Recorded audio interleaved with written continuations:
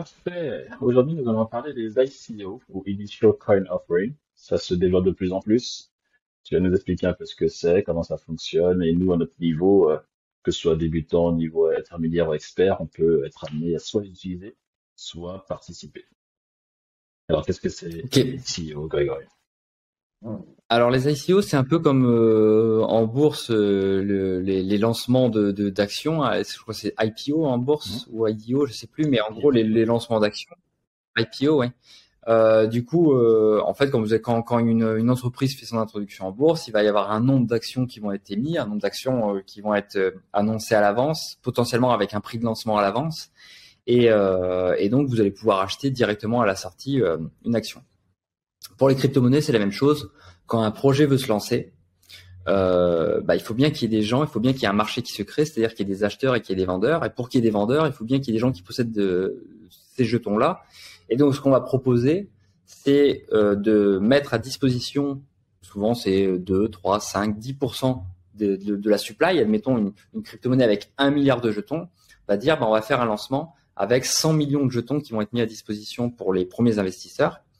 Et donc, ces jetons il y a plusieurs manières de les vendre et de les acheter.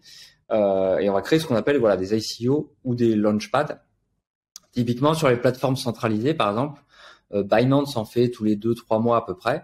Il va faire une annonce très marketing où il va annoncer, dans un mois, il y a un lancement, il y a un launchpad d'un nouveau jeton.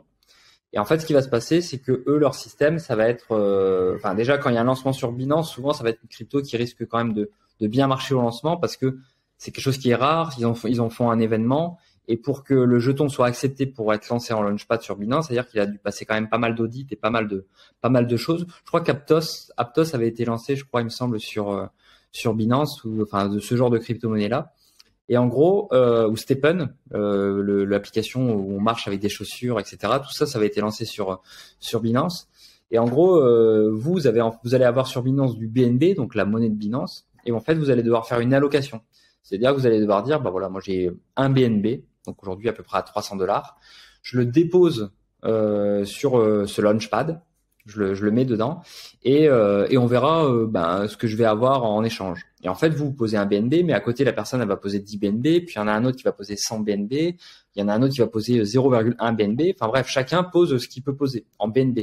L'avantage de la plateforme, c'est que beaucoup de monde achète du BNB, donc la valorisation du BNB s'apprécie. C'est bien, il y a des volumes d'échange, donc ça c'est un gros avantage pour la plateforme. Et en fait, à la fin, donc il y a une période, ça pour les placer, peut-être de 3 jours. Et à la fin des 3 jours, ce qui va se passer, c'est que vous, par rapport à ce que vous avez